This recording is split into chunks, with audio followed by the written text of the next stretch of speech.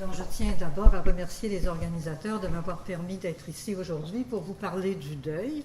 Alors, j'enseigne à l'Université du Québec à Montréal et je m'occupe également de la revue En études sur la mort. Sur cette diapo, je vous montre quelques fragments d'une œuvre de l'artiste québécois René Derouin qui s'intitule Migration et qui est faite de 19 000 petites figurines en terre cuite, de la terre du Mexique mélangée avec de la terre du Québec et qui font partie de cette installation.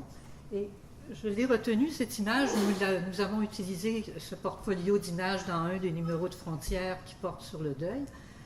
Vous pourriez le trouver sur Internet. Et je l'ai retenu ici. On pourra en parler à la fin lors de la dernière diapo si on a le temps, parce que ce sont ces petites figurines à forme humaine, elles portent quelque chose et elles sont en marche. Ce sont les deux éléments que je retiens de cette œuvre-là. Et j'ai intitulé ma présentation « Porter le deuil ». Je sais bien qu'on ne porte plus de vêtements de deuil, mais je sais très bien aussi qu'on continue de porter sa peine et qu'on continue de porter des cicatrices. Maintenant, qu'est-ce que les études savantes ont à dire sur le deuil? Ce n'est pas uniquement une question d'expérience émotive ou artistique, mais il y a tout un champ de recherche et d'études sur la mort.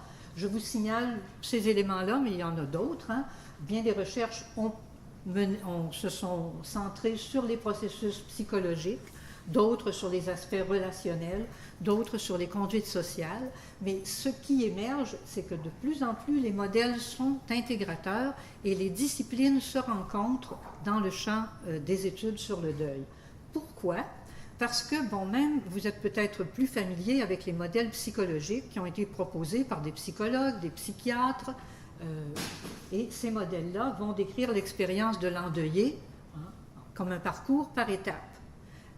Ces modèles-là sont très utiles, par exemple, dans le cas pour identifier les deuils compliqués, les deuils difficiles, même les deuils pathologiques qui nécessitent l'aide d'un thérapeute, d'un psychiatre, d'un psychologue. Moi, je voudrais aujourd'hui vous parler plus des deuils ordinaires, de l'expérience existentielle que nous vivons ou que nous avons tous vécu ou que nous allons tous vivre, qui est la peine de perdre quelqu'un qu'on aime. Alors, les processus psychologiques nous ont donné des modèles intéressants aussi pour le deuil ordinaire.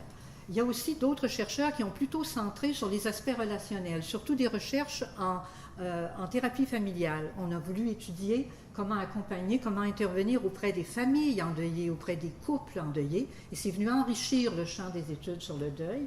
On a également des chercheurs qui s'intéressent aux conduites sociales sur le deuil, comment tenir compte de l'insertion sociale et culturelle de l'endeuillé dans des sociétés comme les nôtres, qui sont très ouvertes à l'immigration, par exemple. Tout le contexte ethnique entre en ligne de compte.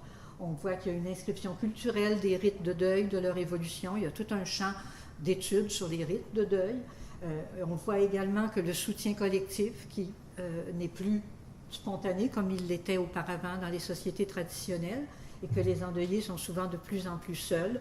Donc, on a besoin que les études sur le deuil, et je ne vous signale pas tous les champs de recherche, je n'en ai retenu que ceux-ci, mais on voit bien que les disciplines là, commencent à converger pour essayer de mieux comprendre ce phénomène qui est multidimensionnel. Je ne veux pas vous présenter tous les modèles, ce serait trop long. Je ne sais pas si vous voyez bien sur la diapo, mais il y a vraiment une ligne en boucle, le diagramme par étape que j'ai retenu. La petite ligne n'est peut-être pas très, très visible, bleu, mais vous voyez, c'est un modèle en boucle. Et vous êtes peut-être plus familier avec ces modèles-là. Mais vous savez, et surtout celui de Kubler-Ross de 1977, mais des modèles par étapes, il y en a tous ceux-là. Et les étapes, ça peut aller de 3 à 10 étapes.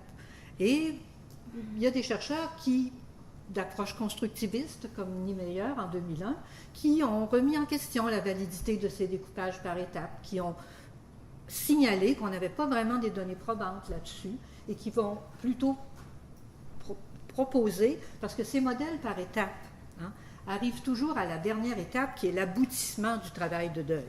Hein? Je sors du deuil. Alors que là, les chercheurs disent, ben, peut-être on n'a pas à amener la personne à sortir de son deuil. Hein? Peut-être qu'il n'y a pas d'aboutissement du travail de deuil. Peut-être qu'il n'y a pas de résolution du deuil. Peut-être qu'il y a plutôt simplement une adaptation à la perte. Et à ce moment-là, vous allez voir que les modèles par étapes, vous allez voir apparaître le mot adaptation qui va se mélanger aux étapes. Ça, c'est un schéma qu'on a publié dans Frontières, dans notre numéro sur la souffrance. Et à partir du moment où les chercheurs ont retenu cette idée d'une adaptation au deuil, on est allé chercher la contribution de toutes les études sur la résilience, sur le coping. Et j'ai retenu un de ces modèles-là, un modèle américain qui, en anglais, est appelé le Dual Process Adjustment. Hein. Alors, ma traduction à moi, il y a d'autres traductions en français par des traducteurs européens. Moi, la traduction que je propose, c'est celle de la gestion du deuil selon un double processus régulateur. C'est celui dont je voudrais vous parler un petit peu plus en détail aujourd'hui. Il a l'intérêt d'aborder l'expérience de l'endeuillé hein, comme un tout et de considérer que dans son expérience, l'endeuillé peut osciller. L'endeuillé peut parfois confronter, parfois éviter. Et qu'une conduite d'évitement pendant une période de deuil n'est pas nécessairement une régression dans la résolution du deuil. Alors, ça permet de voir le deuil comme un processus plus dynamique. Vous vous souvenez, mes petites figurines de Rouen, il y a quelque chose à porter, mais il faut se mettre en marche. Alors, dans ce modèle, si je le regarde quand même très brièvement, il y a tout un secteur des tâches de l'endeuillé ou de l'énergie de l'endeuillé qui vont être centrées sur la perte. Et ce modèle-là va aller chercher chez un autre chercheur qui s'appelle Worden des stresseurs et des tâches que Worden, dans ses études avec les endeuillés, avait rattachées à cette centration sur la perte. Quand l'endeuillé est centré sur la perte, hein, il y a un certain nombre de tâches et parfois il va s'y engager, parfois il va les éviter. Et par ailleurs, il y aurait aussi le même processus en ce qui concerne la centration sur le rétablissement. Parce que l'endeuillé, c'est très bien qu'il est encore vivant. Émotivement, il est peut-être encore avec le défunt, hein, mais toute sa force vitale lui dit qu'il est encore vivant. Alors, il y a des moments où il va se centrer sur le rétablissement, sur les tâches qui sont son propre rétablissement, et le modèle postule qu'il va y avoir une oscillation, et que c'est cette oscillation-là entre les tâches centrées sur la perte et les tâches centrées sur le rétablissement qui vont servir de processus régulateur. Et que ce processus régulateur-là, dynamique, va être utile. Alors, si on le regarde un petit peu rapidement, le modèle considère qu'il y a des stresseurs dans l'expérience de deuil, comme par exemple, la perte est réelle. Et pendant que la personne est centrée sur la perte, c'est tentant de nier la perte. Par ailleurs, il y a des moments où on est prêt à l'accepter, mais il y a des moments où on n'accepte pas. Il y a un autre stresseur qui est la souffrance, et il y a des moments où on veut la confronter, il y a des moments où on veut l'éviter. Alors, un endeuillé va pouvoir décider que, aujourd'hui, il sort les photos et il pleure toute la soirée. Et d'autres, ce n'est pas une régression nécessairement. D'autres moments, il va vouloir retirer toutes les photos de la chambre. Et la personne va construire son cheminement selon ses besoins. Et même chose pour les autres tâches, vivre sans la personne disparue, accepter ou refuser de changer les conduites, les relations, le lien émotif avec la personne disparue, le redéfinir ou s'y cramponner. Alors ça, c'est les tâches qui sont caractéristiques de la centration sur la perte. Les tâches qui sont caractéristiques de la centration sur le rétablissement, il faut se réorienter dans un monde qui n'est plus comme avant. Le fait que la personne soit décédée, ça transforme mon monde. Mon monde n'est plus le même. La réalité est différente. Par ailleurs, dans les tâches centrées sur le rétablissement, il y a la possibilité de se laisser distraire, d'accepter de se laisser distraire de son deuil, de sa peine, de sa souffrance. Recommencer à exercer un contrôle sur les aspects subjectifs de son vécu. Dans les premiers moments du deuil, la peine emporte tout, c'est une vague déferlante. Mais, tranquillement, l'endeuillé va découvrir que, en faisant des petites tâches, qu'il peut reprendre un certain contrôle sur les aspects subjectifs de son vécu. Et même développer de nouveaux rôles, s'engager dans de nouvelles relations. Pourquoi j'ai pris la peine de vous présenter un petit peu plus ce modèle-là en particulier? Parce que récemment, j'ai une de mes étudiantes à la maîtrise qui a fait sa recherche sur la recherche de soutien en ligne par les endeuillés. Et ce modèle-là s'est avéré intéressant. Parce que, voyez-vous, il faut regarder dans nos sociétés en ce moment, est-ce que c'est possible pour un endeuillé de vivre cette oscillation, de se permettre, hein? Il y a des lieux où c'est plus facile et il y en a où c'est pas possible. Commençons par un lieu où c'est vraiment difficile, le milieu de travail. Dans nos milieux de travail aujourd'hui, je vous signale encore une fois que nous avons un numéro de frontière sur vivre avec la mort au travail. Et en fait, ces articles-là mettent en évidence justement dans ce numéro jusqu'à quel point dans un milieu de travail, ce que l'endeuillé va être enjoint de faire, c'est la centration sur le rétablissement. La centration sur la perte, oubliez ça en milieu de travail. Alors, pourquoi? Parce qu'il y a des attentes d'efficacité, parce que les collègues sont en situation d'inconfort face à la souffrance, et très souvent, si on veut avoir un appui avec un peu d'aide avec les régimes d'avantages sociaux, il nous faut un diagnostic de dépression. Par ailleurs, s'il y a des lieux dans nos sociétés où ce processus d'oscillation-là est presque impossible, est-ce qu'il y en aurait où ce serait facilité? Et je vous suggère qu'on regarde ensemble la recherche de soutien en ligne. J'ai eu accès, grâce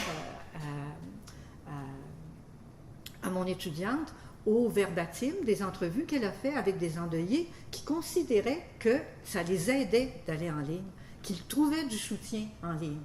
Alors, c'est un phénomène qui est de plus en plus populaire. Si vous regardez vous allez voir qu'il y a de plus en plus de chercheurs qui s'intéressent au phénomène parce que Internet est un outil qui permettrait, je crois, l'oscillation entre les deux. En Facebook, surtout également, vous savez peut-être que depuis 2009, Facebook offre la possibilité de transformer le profil du défunt en compte de commémoration. Alors, dans les 2 diapos qui suivent, j'ai tiré des verbatims des entrevues, des éléments qui me semblaient être, qui ont été signalés par les personnes, disant qu'elles avaient trouvé du soutien. Et c'est moi qui les ai regroupés, soit dans l'orientation vers la perte ou l'orientation vers le rétablissement. Alors, on a pu constater que les endeuillés disaient dans les entrevues qu'ils allaient régulièrement poster des éléments sur la compte de commémoration Facebook pour qu'ils restent vivants. Si la personne ne pouvait pas rester vivante, au moins son compte Facebook restait vivant. Ils adressaient des courriels, sachant très bien que le courriel ne serait pas reçu. Mais ils trouvaient que c'était une aide pour eux d'envoyer un courriel à l'endeuillé, de souligner des anniversaires, des moments importants. Plusieurs des endeuillés s'investissaient dans la création et la diffusion, même la diffusion en général à qui veut bien consulter la page sur Internet, des éléments, des vraies créations, des pages hommages qui étaient des créations, là, des poèmes, des rappels des moments passés. Mais entendons-nous, parfois c'était vraiment pour rendre la perte plus visible, vraiment centré sur la perte. Ils échangeaient aussi des messages en ligne pour parler avec des personnes qui avaient connu le défunt pour qu'on puisse continuer de parler de lui même s'il était mort. Ou encore des personnes qui étaient des inconnus, mais qui avaient perdu quelqu'un dans les mêmes circonstances. Et toutes ces conduites-là, les endeuillés nous les ont présentées comme étant une source de soutien. Même si nous, qui lisions le verbatim ou qui écoutions dans le cas de mon étudiante, pouvaient penser que ça exacerbait la souffrance. Mais non, eux considéraient que c'était un soutien pour eux.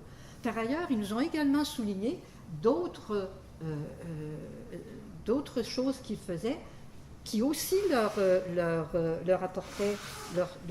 apportaient un réconfort et que moi je mettrais comme une centration sur le rétablissement. Par exemple, tranquillement, sur le compte Facebook, les interventions commençaient à tenir compte du fait que c'était de la commémoration. Hein. Il ne s'agissait plus de faire vivre le conte, mais de rendre hommage à une belle vie. Et ça, ce n'étaient pas les mêmes interventions, mais c'était considéré également comme aidant. Adopter progressivement des nouveaux rôles, parce que si la famille a été transformée par le deuil, ça veut dire que chacun des membres doit adopter de nouveaux rôles. À l'occasion des échanges en ligne, il y a plusieurs endeuillés qui ont élargi leur réseau d'amis en partageant des apprentissages. Et on s'est aperçu qu'ils étaient capables de réagir avec aplomb lorsque des inconnus ou même des proches leur envoyaient des messages pas toujours gentils parce qu'ils n'étaient pas d'accord avec la façon dont ils réagissaient au deuil. Donc, l'endeuillé, il n'est pas mort, là. Il y a une force. Le processus est dynamique. Et plusieurs ont découvert des ressources de créativité en eux pendant la période de deuil, justement grâce à ces communications en ligne et ces activités en ligne. Donc, je trouvais intéressant de vous signaler et de réfléchir sur ces éléments-là après vous avoir montré le modèle de gestion du deuil avec le processus, là, le double processus. Je reviens rapidement sur mes petits personnages parce que le deuil, on porte sa peine, on porte ses cicatrices, on titube, on vacille sous le poids de sa peine quand on est centré sur la perte.